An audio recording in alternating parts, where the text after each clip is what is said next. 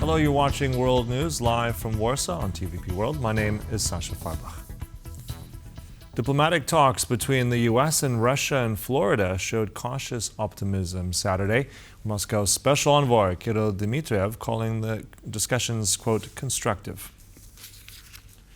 Negotiations are set to continue Sunday, Dmitriev confirmed. Leading the American delegations are U.S. Special Envoy Steve Witkoff and Jared Kushner, President Trump's son-in-law. U.S. Secretary of State Marco Rubio has not yet joined this round, but may participate in the coming sessions. These U.S.-Russia talks follow Friday's trilateral meeting between American, Ukrainian, and European officials. Progress was reported on discussions over security guarantees for Kyiv. Ukrainian President Volodymyr Zelenskyy says that the U.S. has proposed a new format of peace talks that would include delegations from Russia, Ukraine, the U.S., and potentially Europe.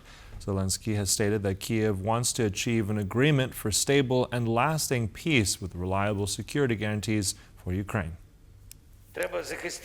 We must defend the fundamental principles of Europe and of normal life for nations: independence, sovereignty, and democracy.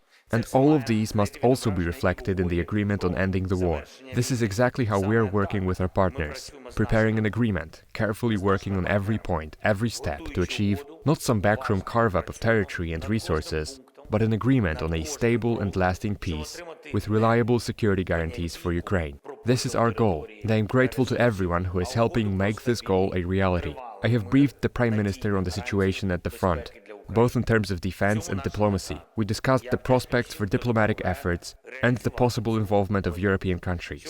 Effective formats are in place, including our Coalition of the Willing, which will participate in guaranteeing security. U.S. delegation is at a disadvantage during the Ukraine peace talks with Russian representatives. Now, that's according to Joshua Bergen, co-founder of the Alliance for Global Security. Bergen added that Moscow is prioritizing maintaining respect at this stage of the negotiations. Well, I noted that Rubio himself is not there, which speaks to the very notion that I was sort of touching on earlier, that it is more junior officials. From my perspective, I think the U.S. is a bit at a disadvantage, given that Kirill Dmitriev went to Harvard University, has a BA from Stanford, spent time at McKinsey. I'm fairly confident that none of the senior players from the U.S. side speaks Russian. None of them went to Moscow State University, GIMU, or any of the other top-tier institutions, educational institutions in Russia. That puts the Russian sort of at a better cultural knowledge of his American interlocutors. That said, spending time in a quieter city outside of a national capital may well give them space to understand each other a bit better, build some rapport that has as of yet not existed. Ultimately, I believe that the outcome should be an end of a war, but an end of a war with a lot of sticky issues, as we've already touched on. No one's willing to surrender territory, and frankly, I don't think the Ukrainians should. But how does Russia back away without losing face? And that's I think the key question at the moment. What was meant to be a landmark moment for Mercosur in Brazil has been postponed. After 26 years of negotiations, the long-awaited trade deal between Europe and South America did not move forward, blocked by resistance from Poland, France, and Italy. Now, the controversy has ignited protests across Europe, including a recent demonstration in Brussels. EU farmers, fearing the deal could threaten their livelihoods, have been among the most vocal critics. Paweł Jaskowski has more in his report. Leaders of South American countries are posing for a family photo in Brazil. Today they were supposed to finalize the Mercosur trade deal with the European Union, but no representative of the European bloc was present to sign it. The signing of the deal, that has been 26 years in the making, was postponed until the beginning of next year. The reason? Opposition from Poland and France and growing hesitation in Italy. Enough votes to throw the deal overboard. Warsaw and Paris have long been opposing the deal, fearing it could harm the country's agricultural industry. And this week, during the European Council summit, farmers made it absolutely clear that they don't like the Mercosur deal. It's mixed feelings, a combination of anger and fear mixed with anxiety, because we have no long-term vision, or even a short-term one. But the deal is not only about agriculture. Mercosur, a shorthand for the Southern Common Market, is the world's sixth largest economy with a population of 270 million. Last year, the EU trade with the bloc was worth over 111 billion euro, split almost equally between export and import. EU countries predominantly import Mercosur products that are not produced in Europe or are needed in great quantity. Designed for you. In return, the EU sends mostly advanced technology or refined products to South America. The new trade deal would eliminate over 90% of tariffs between the blocs, creating a massive free trade area, potentially a much-needed boost for EU's economy. It is good for the European economy. The available analysis and forecasts all show it will be beneficial. Therefore, there are more parties involved in the deal than farmers alone, but as of now, they are the most vocal group. Fearing that the deal may make our farmers less competitive. Their concerns were partially addressed by implementing safeguards designed to curb sudden surges of agricultural imports. However, these do not seem to completely appease the protesters.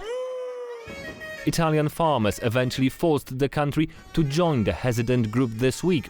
That's why the country's Prime Minister Giorgia Meloni had to convince Brazil's president not to walk away from the deal. In my conversation with Prime Minister Meloni, she told me that she is not against the agreement. She is just facing a certain political embarrassment because of Italian farmers. But she is confident that she can convince them to accept the deal. Then officially, the deal is still on, ready to be signed on January the 12th. And I'm very confident that we'll bring it home. But will it be eventually brought home? 3 weeks is a lot of time to change some minds either way. Paweł Trzaskowski for TVP World.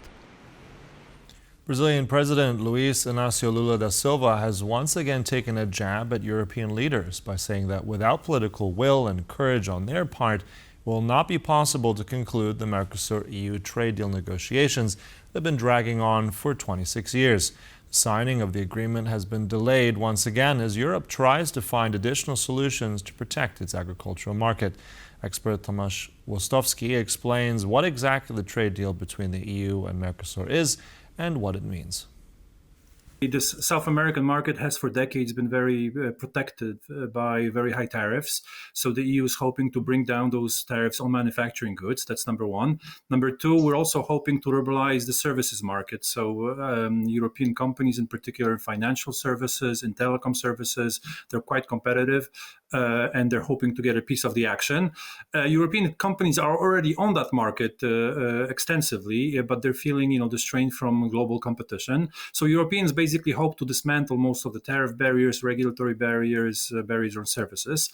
And then, of course, the South Americans, what they hope to get is, well, number one, a lot of European investment into their countries, but they're also hoping to break down the barriers in the European market. And of course, on the top issue on that list is European agriculture, which, notwithstanding European power in agriculture, Europe is quite protective of the agricultural market, and that's why the farmers are concerned in Europe.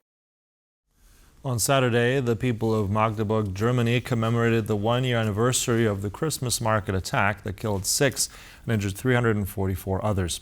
Several hundred people attended a commemoration service on a screen outside a church near the site of the attack and formed a chain of lights while holding candles. German Chancellor Friedrich Merz attended the church service among 350 guests, many of whom lost family members in the attack or were otherwise affected by the events 1 year ago. Emergency service personnel were present during the service, as well as on the grounds of the Christmas market. The attack, which took place on December 20th, 2024, was carried out by a 51-year-old doctor from Saudi Arabia, currently on trial, accused of ramming his highly motorized rental car into visitors of Magdeburg's Christmas market. According to police reports at the time, the accused, Taleb A., exploited emergency exit points to navigate the vehicle toward the market before picking up speed and plowing into the crowd. The motive for the attack still remains unclear.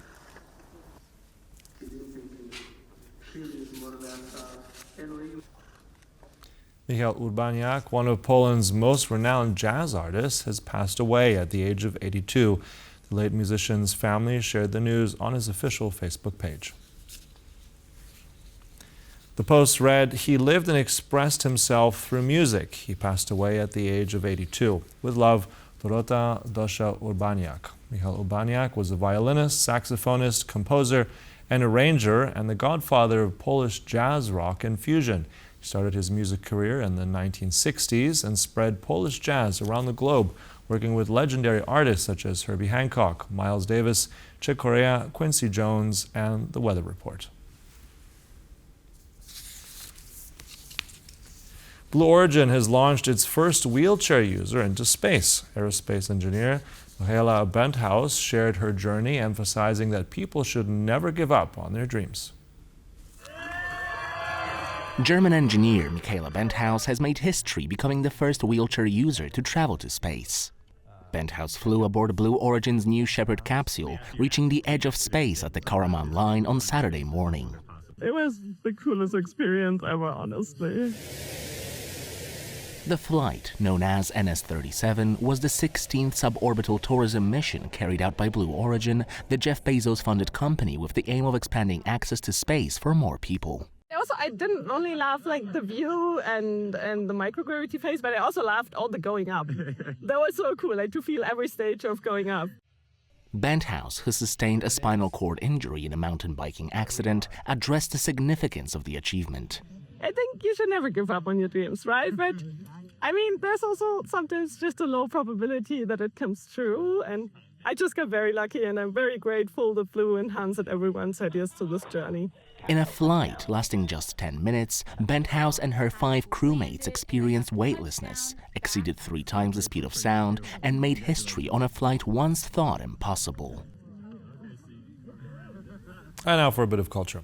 Christmas cheer has reached the deep and dark waters of North Macedonia's Lake Ohrid. Divers from the Amphora Diving Club dove deep into the lake to decorate an underwater Christmas tree. Deep in the waters of Lake Ohrid in North Macedonia lies a festive Christmas tree, decked out with all kinds of decorations. Members of the Amphora Diving Club have made decorating the underwater tree an annual tradition. We started decorating an underwater New Year's tree 20 years ago together with the Amphora Diving Club. We began decorating the Christmas trees underwater as an attraction, and the tree remains decorated throughout the entire New Year holidays at the Museum on Water in Gradište. The tree, which the Diver Club have dedicated to children with rare diseases, is part of the Gradište Museum on Water.